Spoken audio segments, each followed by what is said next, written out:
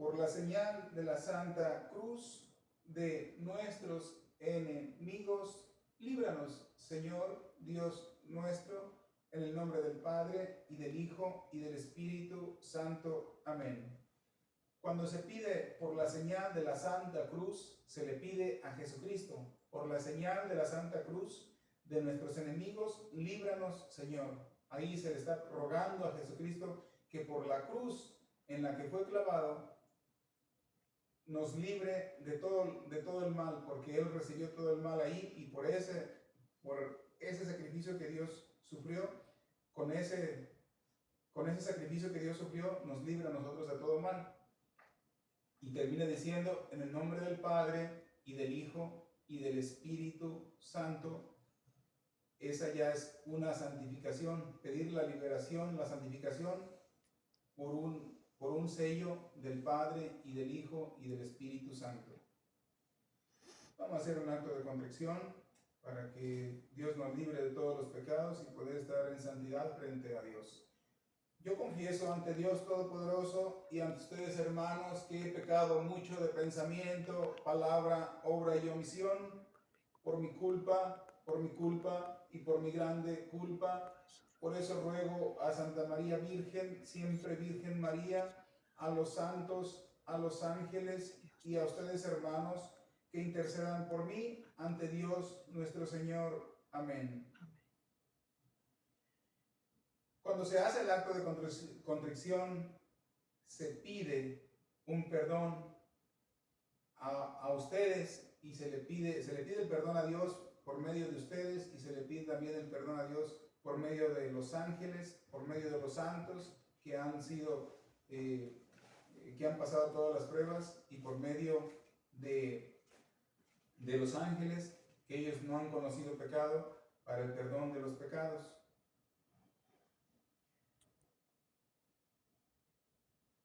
Otra cosa, pedimos al Espíritu Santo, al Padre y al Hijo, que llene este lugar, que santifique este lugar. Invitamos al Espíritu Santo que selle las puertas y que selle la luz, que selle el espacio vacío de este lugar. Invitamos al Espíritu Santo que santifique este lugar, que llene este lugar de su Espíritu, y que llene este lugar de ángeles, y que se haga presente aquí el Espíritu Santo con el Padre y el Hijo, para que este lugar se hable de Dios, y solamente de Dios, y solo para Dios. Porque solamente con Dios tenemos verdad y justicia, porque todo pecado, toda injusticia es pecado, pero no todo es de muerte. Así como dijo Pablo, toda injusticia es pecado, pero no todo es de muerte. Hay pecado de muerte y hay pecado que no es de muerte, por el cual yo recomiendo que hagan oraciones, penitencias, para que Dios les dé salvación, y Dios les dará salvación. Lo que quiere decir Pablo es que Dios aprontará o hará más rápida la salvación de los que están en un castigo temporal, porque por el pecado que no es de muerte, ese pecado no lleva al infierno, lleva a un lugar de castigo que no se sabe de qué castigo es, sino es un castigo temporal. Puede ser un castigo de oscuridad, de latigazos, hasta de fuego, de muchas cosas puede ser ese castigo. Y por ese castigo ruega Pablo para que Dios rápido les dé salvación. Hay otro pecado que es de muerte, y por ese pecado dice Pablo que él no recomienda que pidan, pero por el pecado que no es de muerte, por ese pecado sí recomienda que pidan. Eso es lo que la Iglesia Católica, la única iglesia que fundó Jesucristo en Pedro, les llama, y le llamamos purgatorio. Se le puede llamar como sea, pero es como una cárcel, no es un castigo permanente. Lo que yo les quiero hablar ahora a mis queridos hermanos católicos, para fundamentar y para tener más fuerte el fundamento de nuestra fe católica, la única fe que hay, que Dios fundamentó, y también a mis amigos separados que salieron de la Iglesia Católica, les quiero hablar sobre los dones del Espíritu Santo, o más bien sobre cómo mirar a la gente, cómo reconocer a la gente que de verdad tiene el Espíritu Santo. Porque mucho se habla en nuestras iglesias, en nuestra iglesia católica se habla de que hay que tener el Espíritu Santo, pero no sabemos cómo distinguir a quien tiene el Espíritu Santo. Pero para poder saber quién tiene el Espíritu Santo es necesario tener fundamento en las Sagradas Escrituras, en la Biblia. Así ya podemos nosotros ver cómo es que es el Espíritu Santo. Uno de los dones del Espíritu Santo, uno de los dones de tantos que son 7 principales, pero hay muchos dones, es amabilidad, comprensión, amor, cordialidad, y entre otras cosas que son similares a estas. Esos son dones del Espíritu Santo. Amabilidad es una cosa que todo el mundo lo debería tener. Es como lo que está en los libros, en el libro de la sabiduría. En ese libro está todo cómo se tiene que hablar. Ese es un don del Espíritu Santo. Ese es un libro puramente espiritual que nuestros hermanos separados no lo tienen porque ellos le quitaron ese libro a la Biblia. Bueno, la Biblia que ellos hicieron en el año 1820. Pero para saber qué es lo que tiene, quién tiene el Espíritu Santo, es mejor leer la Biblia y ver cómo se portaban los que tenían el Espíritu Santo. Y es una manera de ver bien cómo es el Espíritu Santo y cómo es la gente cuando tiene el Espíritu Santo. Cuál es su comportamiento, cuáles son sus maneras de actuar. El Espíritu Santo es uno y no divide. El Espíritu Santo causa amor y unión, no división. El Espíritu Santo es como lo que dice en la Biblia, que es un solo bautismo, eso dice donde habla del fundamento de la fe, un solo bautismo, una sola fe, un solo Señor. Eso quiere decir un bautismo, el que nos enseñó Jesucristo. Una fe es una fe la misma que tendría la iglesia. La iglesia católica es la fe que enseñó Jesucristo. Un solo Señor, el mismo Señor Jesucristo. Nuestros hermanos pueden decir que el mismo Señor Jesucristo que nosotros tenemos es el que ellos engrandecen y alaban, pero están en otra congregación que no fundó Jesucristo. Entonces, de todas maneras, aunque se hablen del mismo Dios, es otro Señor porque están en contra del verdadero fundamento que fundó Jesucristo. Una sola iglesia, no muchas iglesias. Entonces esas iglesias, por eso les llamamos nosotros católicos protestantes, porque están en contra de la verdadera iglesia que fundó Jesucristo, diciendo que ellos son igual que nosotros o mejor todavía, porque ellos según dicen que siguen el verdadero evangelio que Jesucristo fundó. ¿Cómo van a seguir el verdadero evangelio que Jesucristo fundó si no están fundamentados en la iglesia que fundó Jesucristo? No puede ser que ellos sigan el verdadero evangelio que Jesucristo fundamentó. Es imposible porque están fuera de la iglesia. Ellos no tienen el cuerpo de Cristo. Nosotros sí tenemos el cuerpo de Cristo vivo y tenemos la sangre de Cristo viva. Por eso ellos no pueden tener la verdadera fe, porque están separados. Es como en una ciudad, cuando alguien protesta contra la ley de una ciudad, entonces ya la gente que protesta contra la ley están separados del fundamento de esa iglesia. ¿Y qué hace el gobierno? Los mete a la cárcel, porque están fuera de la ley. Si están haciendo cosas que están fuera de la ley, los mete a la cárcel. ¿Y qué pasa en nuestra iglesia católica? A los que están fuera de la ley que fundamentó Jesucristo en el reglamento del fundamento de la iglesia católica, no los mete a la cárcel porque son libres de hacer una cosa, de hacer una cosa a la otra, de hacer otras iglesias que les llaman iglesias, pero no son iglesias, se llaman sectas. La Biblia les llama sectas. La Biblia nunca les llama iglesias a las que están separadas. Entonces están fuera de la iglesia, pero Jesucristo no los mete a la cárcel, porque Jesucristo dijo: pongo delante de ti la vida o la muerte. Tú puedes escoger en lo que tú quieras, pero yo te digo, escoge la vida. ¿Y qué hay que escoger? Lo que Jesucristo fundamentó, seguir la fe que Jesucristo dejó, la única iglesia católica que fue la que Jesucristo fundamentó. No puede ser que los que están en contra de la iglesia católica estén en la misma iglesia que Jesucristo dejó, aunque digan lo mismo que dice la iglesia católica. No puede ser que estén en la misma iglesia o en la iglesia de Cristo porque están en contra de la única iglesia que hizo Jesucristo.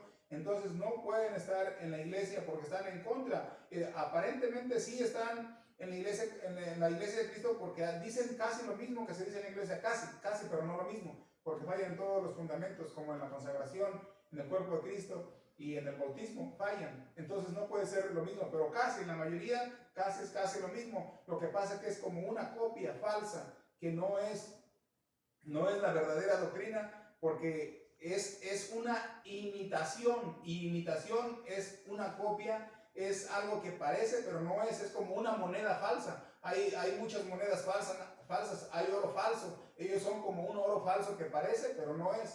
Entonces allí está el problema, en que ellos dicen que son, pero no son, porque no tienen el fundamento que Dios dejó en la tierra cuando dijo: sobre ti, Pedro, formaré mi iglesia. Y entonces eso ya quiere decir que no están en la iglesia católica, porque ellos tienen otras iglesias.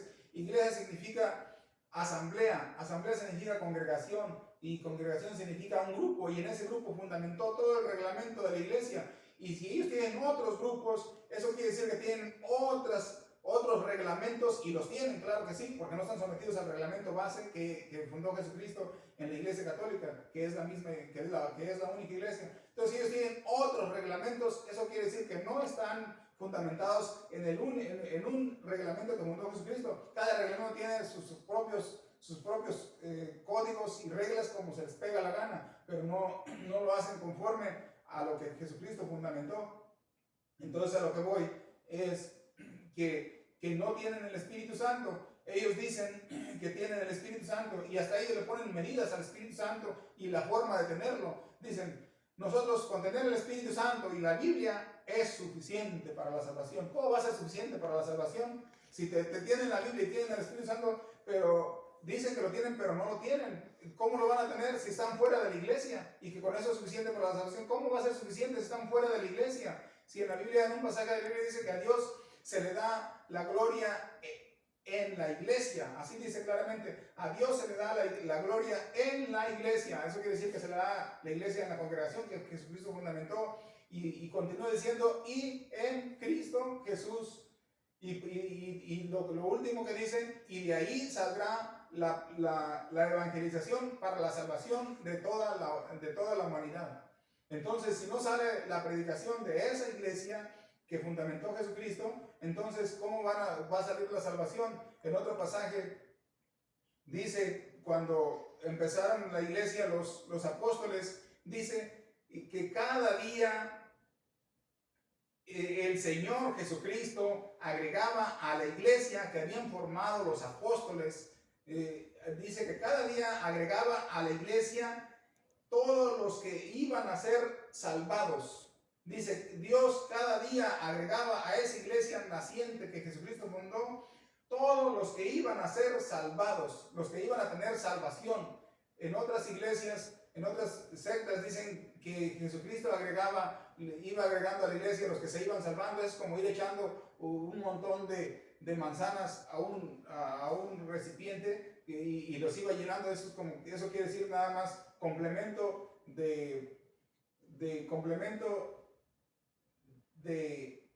algo que se llena. O sea, como que una vasija se llena de algo y simplemente se llena. Pero la palabra clara es que Jesucristo agregaba a la iglesia los que se iban a salvar. Entonces, los que no están en esa iglesia que fundó Jesucristo, si no siguen entrando a esa iglesia que formaron los apóstoles en ese tiempo, que dice que Jesucristo agregaba a la iglesia cada día los que se iban a salvar, eso quiere decir que los que no están en esa iglesia, que en ese tiempo entraban a esa iglesia, los que se iban a salvar, entonces todavía no se pueden salvar hasta que no entren a esa iglesia.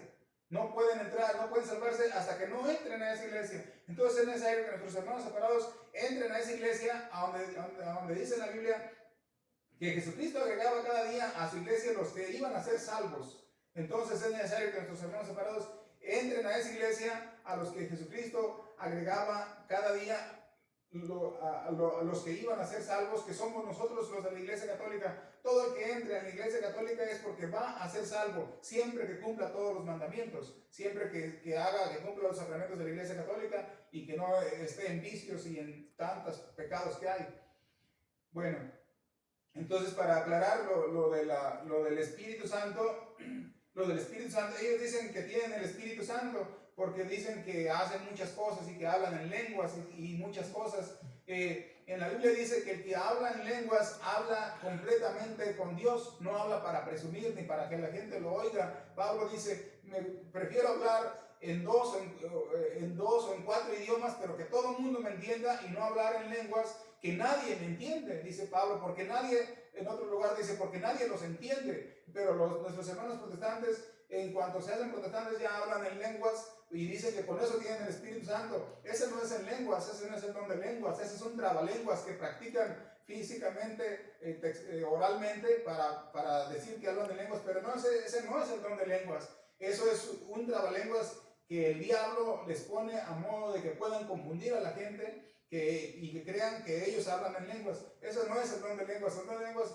es para hablar completamente, personalmente con Dios, y habla uno directamente con Dios, y no es para presumir ante la gente. De hecho, los que hablan en lenguas, que yo he visto que hablan en lenguas, ni siquiera están hablando con la gente ni predicando. Hablan ellos solos y quedan como en éxtasis. En ese tiempo están como dormidos. Están hablando con Dios, pero están como dormidos. No entienden ni escuchan a nadie que hable de afuera. Ellos hablan directamente con Dios y no están hablando para nadie. Están hablando directamente con Dios. Ese es el verdadero don de lenguas, que no saben ni lo que dicen. Ellos no saben ni lo que dicen. Si les habla alguien, no lo contestan, no lo escuchan, porque están en éxtasis. Ese es el verdadero don de lenguas, que no es el que presume toda la gente, los hermanos separados, que por eso ya están santificados y que tienen al Espíritu. Y ponen como excusa el Espíritu Santo, que está en todas las reuniones, hacen sus shows como que y bailan y se caen, como que allí entra el Espíritu. Sí entran espíritus, porque yo he visto que entran espíritus, pero son espíritus de la oscuridad, no son espíritus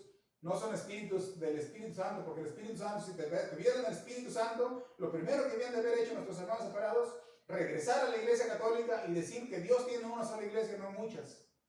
Y entonces esos espíritus que les llegan a ellos cuando se caen y hablan en ciertas trabalenguas, esos no son espíritus, sino son seducciones del demonio. Aunque parezca que el Espíritu no es el Espíritu Santo no opera así. El Espíritu Santo une a la iglesia. Si tuvieran el Espíritu Santo, lo primero que habían de decir es: estamos en una iglesia que no es de Dios, hay que regresar a la Iglesia Católica. Pero como no lo tienen el Espíritu Santo, nunca van a decir eso, hasta que lo tengan, si es que Dios tiene misericordia de ellos. Los que sean de buena voluntad escucharán lo que yo digo y regresarán, pero los que no son de buena voluntad no escucharán ni regresarán. Entonces vamos a fundamentar, vamos a decir cómo es cuando la gente tiene el Espíritu Santo. Vamos a leer la visitación de la Virgen María a su prima Santa Isabel, para tener una prueba, un fundamento bíblico de cómo es la gente que tiene el Espíritu Santo. Así vamos a aclarar, a ver si es cierto que nuestros hermanos separados tienen el Espíritu Santo. Eso está en Lucas capítulo 1, versículo del 39 al 56. Esa es la visitación de la Virgen María a su prima Santa Isabel, y ella iba llena del Espíritu Santo. Iba llena del Espíritu Santo, porque le dijo el ángel por boca de Dios: el Espíritu Santo bajará sobre ti y el poder del Altísimo te cubrirá. O sea, ya el Espíritu Santo se llenó primero del Espíritu Santo, y después el poder del Altísimo la cubrió. O sea, iba cubierta de todo el poder de Dios. O sea, no tenía una porción de poder como nosotros pedimos, aunque sea algo de poder de Dios. Nosotros estamos pidiendo algo del poder de Dios, pero ella, como era llena de gracia, iba llena del poder del Altísimo. Así dice en las Sagradas Escrituras. Dice el poder del Altísimo, o sea, todo el poder de Dios bajó sobre ella. Por eso no se sabe, cuando ahí fue por las montañas a buscar a su prima Santa Isabel, se cree que iba sola, porque no dice que iba con alguien. Se cree que iba sola, y era una niña de 14 años. y iba sola, pero iba llena del poder del Altísimo, llena de ángeles, porque ya era la reina, ya era la madre de Dios, era la reina, aún antes de que estuviera embarazada de Jesucristo, ya era reina, porque el Padre, el arcángel le saludó con reverencia, como que fuera a una reina, le hizo reverencia, y fue lo que le confundió a ella, que le saludó como a una reina. Eso quiere decir que era reina desde que nació. Entonces, vamos a leer esta lectura, cómo es que se mira al Espíritu Santo cuando alguien tiene el Espíritu Santo. Vamos a leer esta lectura de la visitación de la Virgen María a su prima Santa Isabel.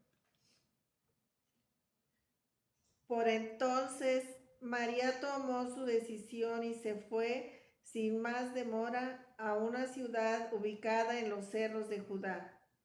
Entró en la casa de Zacarías y saludó a Isabel. Al oír Isabel su saludo, el niño dio saltos en su vientre. Isabel se llenó del Espíritu Santo. El niño dio saltos en su vientre. Apenas escuchó el saludo Isabel y quedó llena del Espíritu Santo. Quedó llena del Espíritu Santo, y el niño saltó de gozo en su vientre, dio saltos en su vientre, porque el niño sintió el Espíritu Santo, y se supone, se cree que desde ahí quedó bautizado San Juan Bautista.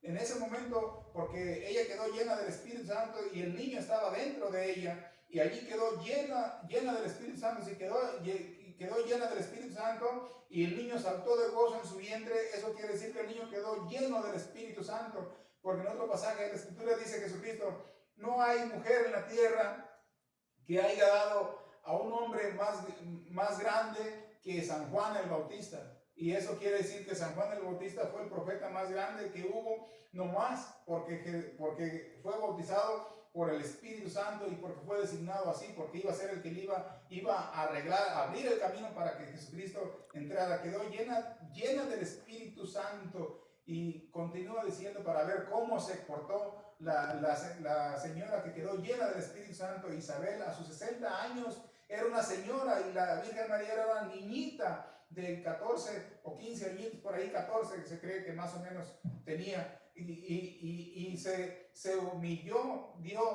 dijo cómo era posible que esta persona que era la Virgen la hubiera visitado. Vamos a aclarar, a ver cómo se sintió cuando llegó la Virgen María, que iba llena del Espíritu Santo, y se lo transmitió a ella a modo de que quedó llena del Espíritu Santo. Vamos a ver qué hizo Isabel cuando quedó llena del Espíritu Santo, a ver si se compara con las acciones que hacen nuestros hermanos separados, a ver si es cierto que dicen lo mismo que dijo, que repiten lo mismo que dijo Isabel, porque nosotros sí seguimos repitiendo lo mismo que dijo Isabel, para saber si ellos tienen el Espíritu Santo o no lo tienen. Continúa entonces. Isabel exclamó en alta voz: bendita tú eres entre todas las mujeres, y bendito el fruto de tu vientre. Exclamó Isabel en alta voz porque estaba llena del Espíritu Santo. Entonces exclamó a voz de grito. En otras Biblias dice: Isabel gritó con voz fuerte, y quedó llena del Espíritu Santo, y de gusto explotó su corazón, y no tuvo más que gritar para sacar todo el amor, todo el gusto que sintió, toda su alegría que sintió. Explotó en una gran voz diciendo: ¿quién soy yo para que la Madre de Dios entre en mi casa? Continúa. ¿Cómo he merecido yo que venga a mí la madre de mi Señor? ¿Cómo ella mereció que la Madre de Dios entrara en su casa? La Madre de Dios dijo: ¿cómo he sido yo digna de que la Madre de Dios entre en su casa? Si Isabel era una mujer respetada, era una señora, y la Madre de Dios era una niñita chiquitita, pero como iba llena del Espíritu Santo, entonces era una señal grandiosa que llegó a su casa.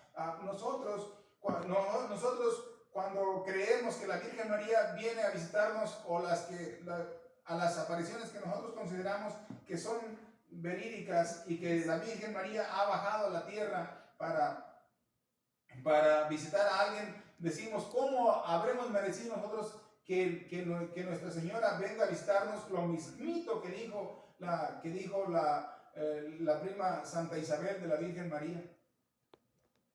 Apenas llegó tu saludo a mis oídos, el niño saltó de alegría en mis entrañas.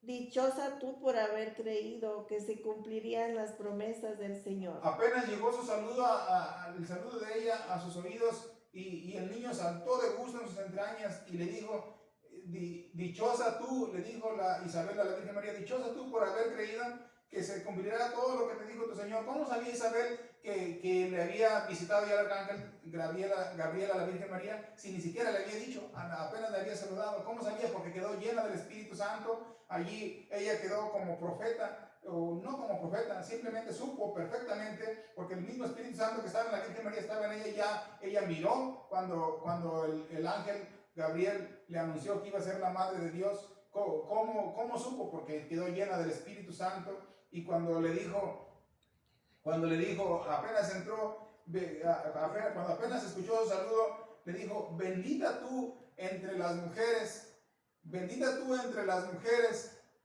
Eso quiere decir, bendita tú entre todas las mujeres, como nosotros aclamamos a la Virgen María, que ella es la bendita entre todas las mujeres, y bendito el fruto de tu vientre, Jesús. Dijo, bendita tú entre todas las mujeres. Nosotros en la Iglesia Católica seguimos diciendo, bendita tú entre todas las mujeres. ¿Cuánto tiempo falta? 5 minutos. Dijo, bendita tú entre todas las mujeres, y en la Iglesia Católica se sigue repitiendo eso, porque tenemos el Espíritu Santo, se sigue repitiendo, bendita tú entre todas las mujeres, y bendito el fruto de tu vientre, Jesús. ¿Cuál era el fruto del vientre? Que era Jesús, el Señor, nuestro Dios. Allí la Biblia, en ese momento, aunque sea en ese lugar, compara a los dos benditos, iguales. Bendita la Virgen y bendito el Señor. Pero nuestros hermanos separados solamente bendicen al Señor, a la Virgen no, porque ella es una mujer cualquiera. Es lo que dice, que es una mujer cualquiera, que Jesús ni siquiera la ocupaba, que ella, que nosotros le quitamos la gloria con bendecirla a ella. Sin embargo, la Biblia y la Virgen, Isabel, la que tenía el Espíritu Santo, sí dijo que ella era bendita, igual que Jesucristo, porque él dijo, bendita tú y bendito el Hijo que traes adentro de ti. Eso quiere decir que, y ella tenía el Espíritu Santo, eso quiere decir que los que tenemos el Espíritu Santo debemos decir, bendito sea Señor, y bendita seas Virgen María, Madre de Dios, y bendito sea tu Hijo Jesucristo, nuestro Señor Jesucristo. Así se debe de hablar el que tiene el Espíritu Santo. Bendita seas tú y bendito sea nuestro Señor Jesucristo, Salvador de toda la tierra. Esa es una manera de comprobar quién tiene el Espíritu Santo. No que diga que esa es una mujer cualquiera. El que diga que es una mujer cualquiera, o que es simplemente una mujer buena, o simplemente una mujer santa, no tiene el Espíritu Santo, porque no le está dando la grandeza que Dios le dio bíblicamente. Continúa. María dijo entonces, proclama mi alma la grandeza del Señor, y mi espíritu se alegra en Dios mi Salvador. María proclama la grandeza del Señor, dijo. Eso quiere decir que está llena del Espíritu Santo, y ella es perfecta para proclamar la grandeza de Dios. Y su espíritu se alegra en su presencia, porque estaban juntos ya los dos, eran como una sola persona. Su espíritu se alegraba en su grandeza. Continúa. Porque se fijó en su humilde esclava, y desde ahora todas las generaciones me llamarán feliz. Se fijó en su humilde esclava. Esclava quiere decir que era perfecta, que hacía exactamente lo que el Señor decía, como Jesucristo. Jesucristo también era equivalente a un esclavo. Tenía que hacer exactamente la voluntad del Padre. Eso es ser como un esclavo, pero es mejor ser un esclavo de Dios que ser un esclavo del diablo y ser libre para hacer todas las cosas del diablo. Es mejor ser un esclavo, porque como quiera el que sea esclavo de Dios es libre completamente, y nosotros estamos en plena libertad, porque aunque María haya sido esclava de Dios, era en perfecta libertad, no como nuestros hermanos separados dicen que son libres, que no tienen que seguir a ninguna iglesia, que la iglesia es Jesucristo y que solamente van a seguir a Jesucristo, pero no tienen por qué seguir a ninguna iglesia. Esa es la libertad que da el demonio. Esa no es libertad de Dios. Libertad se encuentra en Dios, en el fundamento bíblico, donde dice que que bendito sea Dios por fijarse en su humilde esclava. Continúa. El poderoso ha hecho grandes cosas por mí. Santo es su nombre. ¿Cómo no iba a hacer grandes cosas si hizo a Dios dentro de ella? Continúa. Muestra su misericordia siglo tras siglo a todos aquellos que viven en su presencia. Dio un golpe con todo su poder, deshizo a los soberbios y sus planes.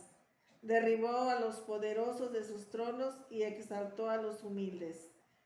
Colmó de bienes a los hambrientos y despidió a los ricos con las manos vacías. Es una manera de predicar. La Virgen María ya estaba predicando. Dios engrandeció a los humildes y despidió a los ricos vacíos hacia el desierto. Ya María ya estaba predicando llena de Dios. ¿Cómo iba a ser una mujer cualquiera si estaba exaltando a Dios, a Dios Todopoderoso? Continúa. Socorrió a Israel su siervo. Se acordó de su misericordia, como lo había prometido a nuestros padres, a Abraham y a sus descendientes para siempre. Ella misma engrandece a Israel, su siervo, como el pueblo elegido. Ella hace una grandiosidad de todo lo que es grande ante Dios, porque ya está llena del Espíritu Santo. Continúa. María se quedó unos 3 meses con Isabel y después volvió a su casa. Tenía 6 meses de embarazada Isabel, se quedó 3 meses con Isabel hasta que nació el niño, la ayudó y luego, después de nacer el niño, seguramente ella lo recibió en sus brazos, le ayudó a nacer y el niño quedó lleno del Espíritu Santo y tuvo el gusto el niño que al abrir los ojos, San Juan el Bautista miró a la Virgen María llena del Espíritu Santo y de entonces se regresó a su casa con todo el poder de Dios. Fue Jesús y la Virgen María a ver nacer a San Juan Bautista cuando nació y se quedaron ellos también llenos del Espíritu Santo, porque en ningún lugar se habla que San Juan Bautista haya sido bautizado, pero sin embargo ya estaba bautizado por el Espíritu Santo cuando visitó a la Virgen. Cuando la Virgen María visitó a su prima Santa Isabel, con el mismo saludo quedó lleno del Espíritu Santo San Juan Bautista.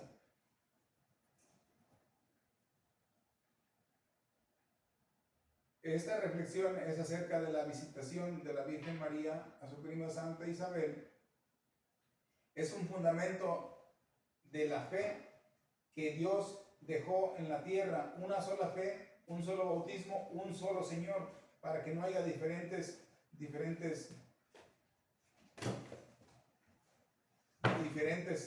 iglesias, porque es solamente una iglesia. Ya se termina el Sí, Gálatas. video. Se termina ya, ¿verdad?